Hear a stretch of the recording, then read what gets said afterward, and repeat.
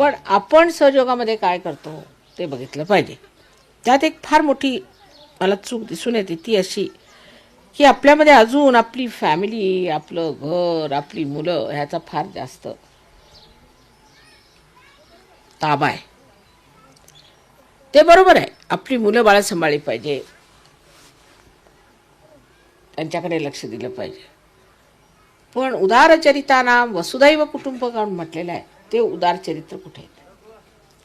त्यामुळे आता सगळ्यांचं म्हणे, माताजी इथे आश्रमाला तुम्ही जागा द्या, आश्रम घ्या. हो, पण त्याच्यात राहणार कोण आधी शोधून काढा. पहिल्यांदा आश्रमात राहणारे शोधून काढा आणि त्याच्यानंतर मी आश्रमाला जागा घेते. तर म्हणे, माताजी तुम्ही राहाल म्हणजे मी किती आश्रमात राहणार आहे आणि मलाच आश्रमात घालता का तुम्ही? आणि माझ्यासाठी आश्रम कशाला पाहिजे? मला काय गरज आहे सहयोगाची? मला आश्रमाची काय गरज आहे? मला तर सगळं मिळालंच आहे, मी आहेच ती. तेव्हा म्हणे, माताजी तुमच्या राहण्यासाठी ठीक आहे, व्यवस्था आम्ही करतो. म्हटलं मुळीच करू नका. तुम्ही आधी आश्रमात किती लोक राहणार आधी त्यांची यादी करा, मग मी आश्रमाला पैसे देते. आता दिल्लीला एवढा मोठा आश्रम काढला, त्यासाठी पैसे दिले, सगळं काही झालं. तिथं राहायलाच कोण तयार नाही, पैसे देऊन कोण राहायला तयार? हा प्रकार आहे. म्हणजे असं आहे त्याला कारण की आपल्याला एक सवयी झालेल्या आहेत. त्यातली एक सवय अशी आहे की आपलं घर असलं पाहिजे.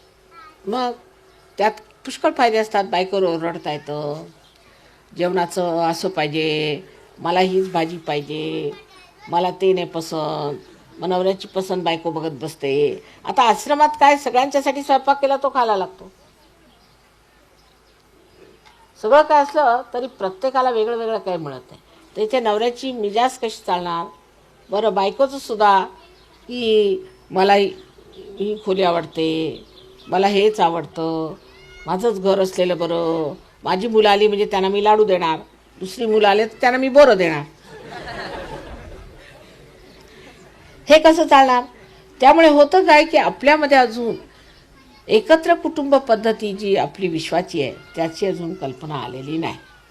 आणि ह्या लोकांचं एक बरं झालं एका अर्थाने की ह्यांचे आईवडील सुटले नशिबाने. त्यामुळे आता हे नवीनच आपण जे संसार थाटलेला आहे, हेच आपलं घर, हीच आपली आई, हेच आपले वडील असं समजून हे सगळे मिळून मिसळून राहतात. इतक्या देशातले लोक आहेत ते मिळून मिसळून राहतात. त्यामुळे बघा किती कमाल आहे, कलेक्टिव्हची किती कमाल आहे. एक गाणं जर आता इथे गुरुजींनी म्हटलं की ते तुम्ही एका वर्षानंतर ऐकून घ्यायचे, सगळ्या गावातनं, सगळ्या देशातनं, सगळ्यांच्या तोंडून ते गाणं येतं. पण तसं आपल्याकडे होत नाही. एकही गाणं, आरतीला सुद्धा पुस्तक घेऊन लोक आता आरती म्हणतात म्हणजे काय म्हणावं महाराष्ट्रात. एक सुद्धा गाणं सगळ्यांना बरोबर म्हणता येते. परत सगळ्यांनी एकत्र राहणं म्हणजे अशक्य गोष्ट आहे. सगळ्यांनी एकत्र राहायचं म्हणजे अगदी अशक्य गोष्ट आहे. कारण प्रत्येकाला आपलं घर पाहिजे, आपली बायको पाहिजे, मुलं पाहिजेत आणि त्यांचं सगळ्यांचं आपापसात ठीक आहे. त्यात आता फक्त असं झालं पाहिजे की मुलांनीच पळून निघायचं घरात, म्हणजे मग ठीक होईल. त्याशिवाय काय मला मार्ग दिसत नाही. आणि म्हणून आपली जी मुलं बाहेरसुद्धा मी लग्न करून पाठवलेली आहेत त्यांच्याबद्दल ही शिकायत आहे की यांना काही घरातलं काम येत नाही, हे राहू शकत नाही, आश्रमातनं पळू बघतात. आता ते इतक्या दिवसापासून घरात राहायची सवय झाल्यामुळे त्या आश्रमाच्या त्या अशा अफाट ह्याच्यात राहणं त्यांना कठीण जातं. त्या सीमित दृष्टीने राहणाऱ्या लोकांना ते कठीण जातं. पण आपण जर सहयोग करायचा आहे तर आपल्याला आश्रमातच राहावं लागणार आहे, हे लक्षात ठेवलं. तर मी आता एक त्यातनं मध्य मार्ग काढला सध्या, म्हणजे असं की इंडियन लोकांसाठी तसं तर काही ते राहू शकत नाही. म्हणून शनिवार रविवार जिथे आश्रम असेल तिथे शनिवार रविवार जाऊन राहायचं फक्त. त्यात मग म्हणे पण ते महाभारत सकाळी लागतं, मग आमचं कसं होणार माताजी? म्हटलं अहो एक टेलिव्हिजन ठेवा आणि महाभारत आहे बघा. तर आणखीन काय करणार? अशा रीतीने काय एवढं मोठं कार्य होणार आहे? अशा येऱ्या गबाळ्यांचे काम नव्हे, त्याला पाहिजेत जातीचे म्हणतात. अहो आम्ही आमच्या वडिलांना आईला पाहिलं, वर्षानुवर्ष जेलमध्ये खिचपत पडले आम्ही 11 त्यांची मुलं असताना. त्या गांधीजीमध्ये अशी कोणची करामात होती की त्यांनी लोकांना असं देशोधडीला लावून एवढं कार्य करून घेतलं, आणि आमच्यामध्ये काय असं कमी आहे की तुम्ही लोक आमचं काही करत नाही? अशी कोणची गोष्ट आहे? एकच चुकलं आहे, गांधीजींनी सुरुवातीपासूनच त्यांना क्लेश उचलायला सांगितले. सहस्त्राचं पाणी उचलायचं, संडास स्वच्छ करायचं, रस्ते स्वच्छ करायचे, नोकर ठेवायचा नाही. मग ते अंगवळी पडलं त्यांना.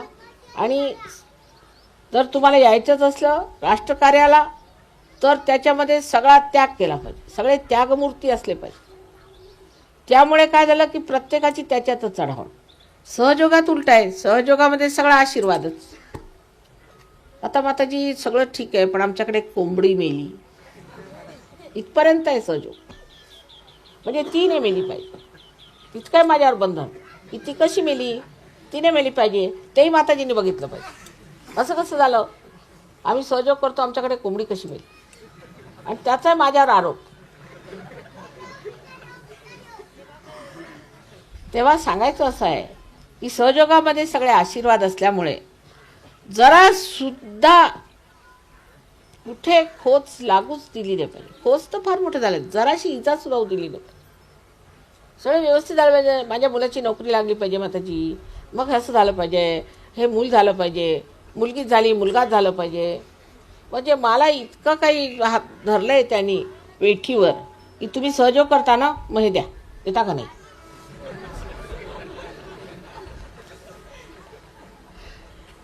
आणि तशीच मराठी भाषा आपली आहेच परखड. परखडपणे मलाच म्हणायचं की तुमचं हे तुम्ही आमचं भलं नाही केलं, तुम्ही आमचं ते भलं नाही केलं, ते भलं करा, हे भलं करा. आपण कशाला, मला का सहयोग पाहिजे का तुम्हाला पाहिजे.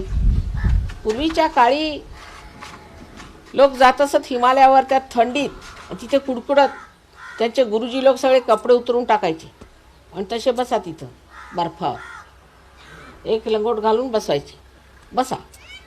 त्यात त्यांची परीक्षा घ्यायची आणि त्यात नाही काही जमलं तर द्यायचे दणा. तसला काही प्रकार आपण केलेला नाही. सगळ्यांना आसनावर बसवलं, हे दिलं ते दिलं झालं, पण आम्ही काही दिलं की नाही सहयोगाला हा विचार करा.